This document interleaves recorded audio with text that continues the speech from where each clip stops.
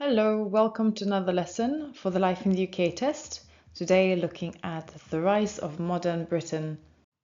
So, remember from the previous lesson, the 1689 Bill of Rights formalised a major shift in power from the monarch to Parliament. It meant the king or queen couldn't just make decisions or raise money without parliamentary approval. Importantly, it was also Parliament that now chose who could be monarch, and they had to be Protestant.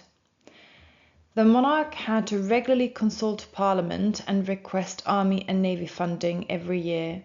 These changes laid the foundation for the UK's constitutional monarchy. As mentioned at the side in a previous lesson, as Parliament grew in power, it was divided into two houses. The House of Commons, made up of elected members of Parliament, short MPs, which included landowners, nobles, relatives, or rich merchants, men voted for by men, and the House of Lords, made up of nobles and clergy. The beginnings of Britain's political parties started in the 1670s and 1680s. Already during the reign of Charles II and into the Restoration period, two main political groups formed: the Whigs, who supported Parliament and religious tolerance, and the Tories, who backed the monarchy and the Church of England.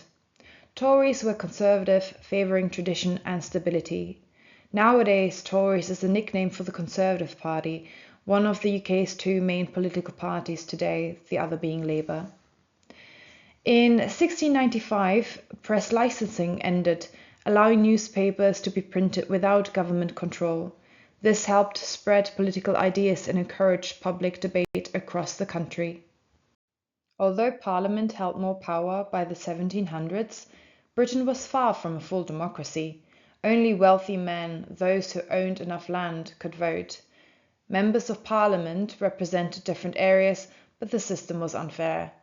Some places, called pocket boroughs, were controlled by one rich landowner who chose the MP.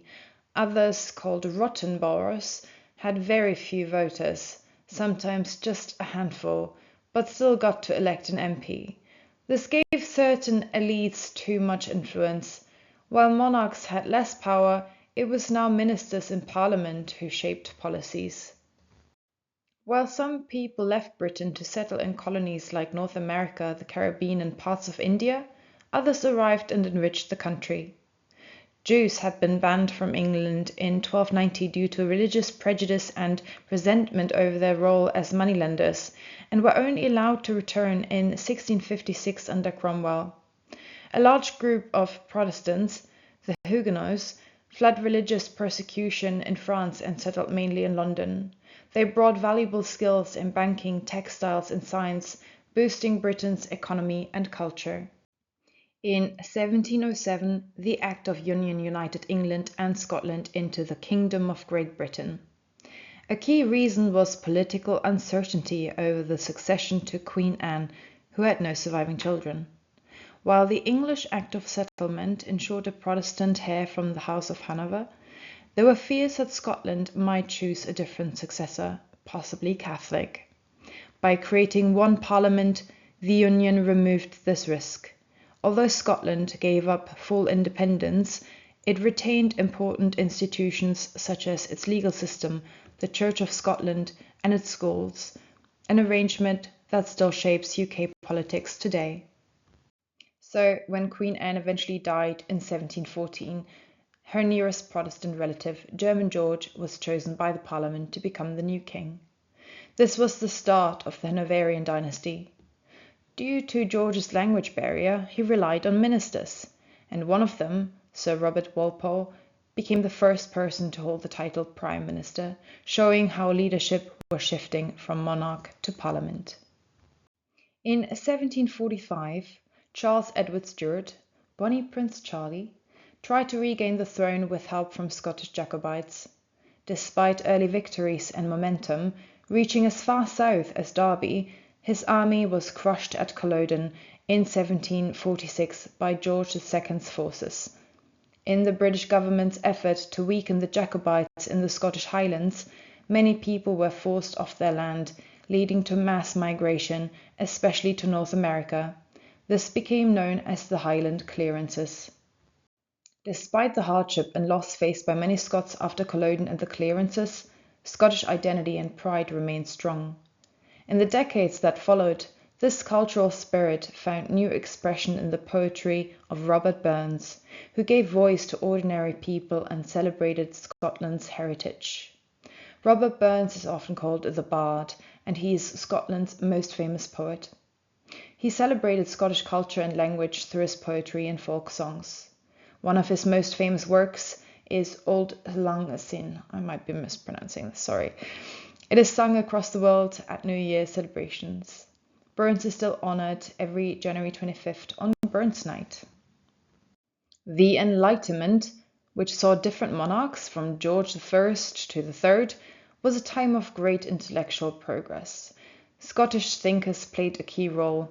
Adam Smith shaped modern economics, David Hume influenced philosophy and ideas about human behavior, and James Watt improved the steam engine, helping drive the Industrial Revolution. The movement emphasized reason, individual rights, and tolerance, values that still underpin British society today. By the late 18th century, Enlightenment ideas about liberty, reason, and human dignity had begun to influence public debate. These ideas challenged the morality of slavery, which had become central to Britain's wealth. One of the earliest groups to openly oppose slavery were the Quakers, a Christian movement known for their emphasis on equality and peace. As early as the 1600s, Quakers condemned slavery and later organized petitions and campaigns against it. In the late 1700s and early 1800s, the movement gained political momentum through figures like William Wilberforce, a member of Parliament who campaigned tirelessly to end the trade. Public pressure, changing moral attitudes, and relentless campaigning led to Parliament passing the Abolition of the Slave Trade Act in 1807. This law made it illegal to buy and sell enslaved Africans in the British Empire. But it wasn't until 1833 that the Slavery Abolition Act was passed, freeing enslaved people across most of the empire. This was a landmark moment in British history, and it showed how moral, religious, and political movements could come together to bring about major change. By the 1760s, Britain controlled wealthy colonies along the east coast of North America. These colonists saw themselves as British but had no representatives in the British Parliament. When Britain imposed new taxes, many protested with the slogan, "No taxation without representation." Tensions escalated into the American Revolutionary War. In 1776, 13 British colonies in North America declared their independence from Great Britain, forming the United States of America. After years of fighting, Britain was defeated and recognized American independence in the Treaty of Paris. Britain fought many wars with France, including after the French Revolution began in 1789. Napoleon, the French emperor, continued the conflict.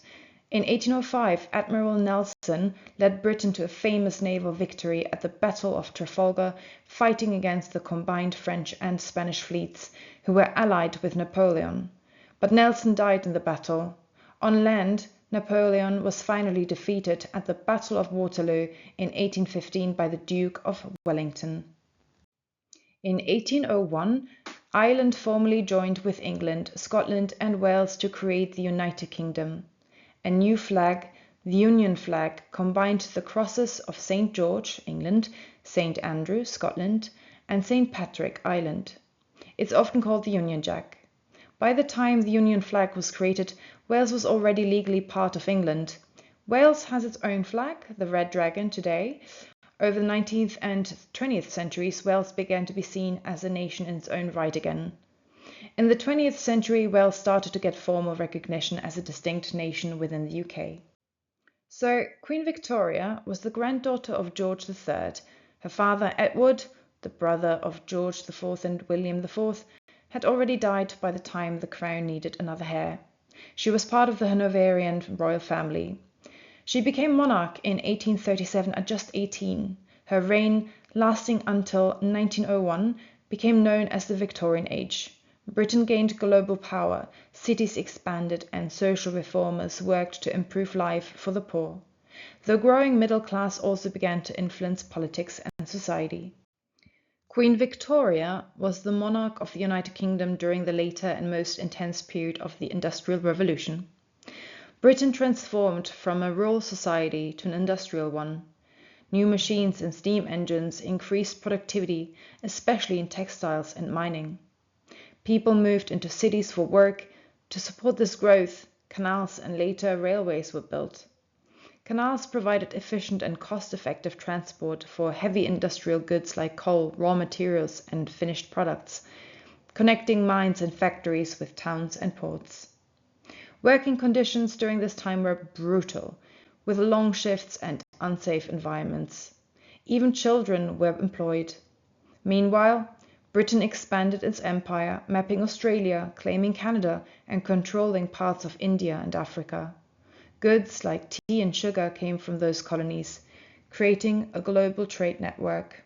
Some important figures during this time were George Stephenson and his son Robert, who were pioneering railway engineers who designed the world's first locomotive-designed railway and the iconic rocket locomotive. Richard Arkwright revolutionized textile manufacturing. Starting as a barber, he improved machines used to process cotton and later used steam engines to power them.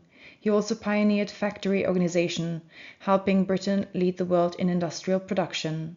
And Shakir-Din Mohammed was an immigrant from India. He opened Britain's first curry house in London and introduced Indian head massage called shampooing to British spa culture. His contributions are an early example of multicultural influence in the UK.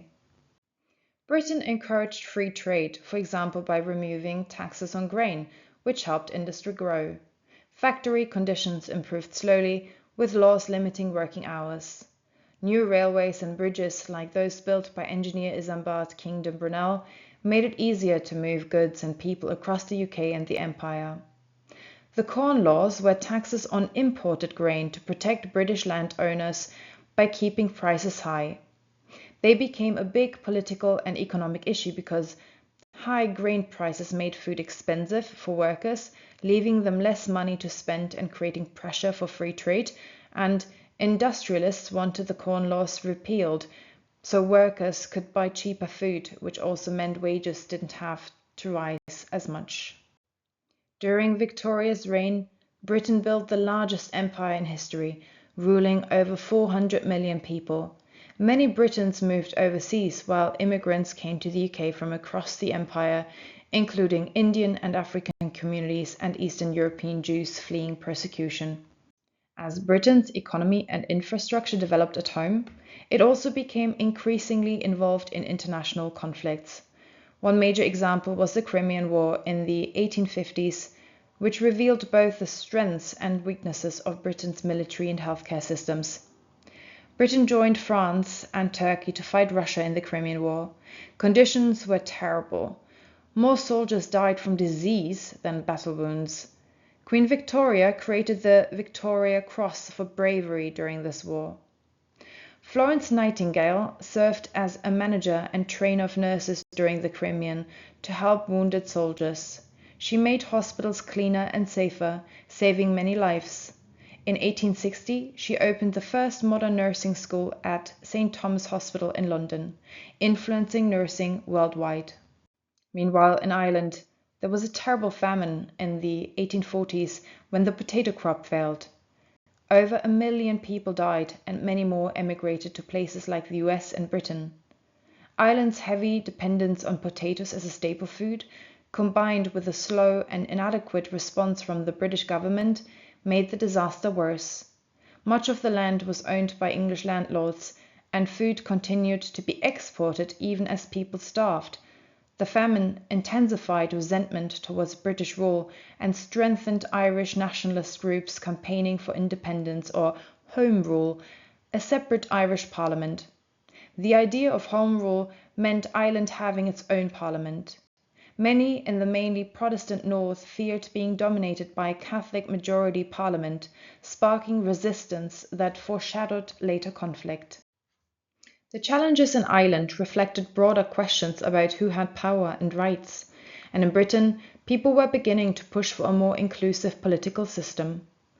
The 1832 Reform Act gave more men the vote, but those were mainly just wealthy and middle-class property owners, leaving out most working-class men. The Chartists, a group of working-class people, demanded voting rights for all men, and in 1867 voting laws were expanded to include many urban working-class men. However, most men still couldn't vote, and no women could vote at all. Women had far fewer rights than men. When married, their earnings and property belonged to their husbands. Change came through activism. Emmeline Pankhurst led the suffragette movement, using protests and civil disobedience to fight for voting rights.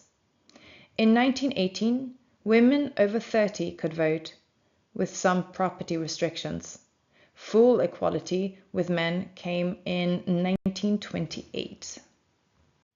While political reforms were slowly expanding democracy at home, Britain's role abroad, especially in its empire, was coming under greater scrutiny. The Boer War in South Africa was long and costly, leading many in Britain to question the empire, a conflict between the British Empire and the Dutch settlers, the Boers. While some still saw it as a source of pride and trade, others thought it had grown too large. In the 20th century, parts of the empire gradually became independent and formed the modern Commonwealth. More on this in another lesson. The British Empire influenced not only politics but also culture and literature, inspiring writers like Rudyard Kipling. Rudyard Kipling was born in India and became one of Britain's most famous writers. His books, including The Jungle Book, reflected pride in the empire. He was the first English-language writer to win the Nobel Prize in Literature in 1907. His poem, If, remains one of Britain's most loved poems. So here we are at the end of this lesson on modern Britain. We covered a lot. So here you have an overview. As usual, you can find more resources in the notes. Thanks for watching. I'll see you in the next one.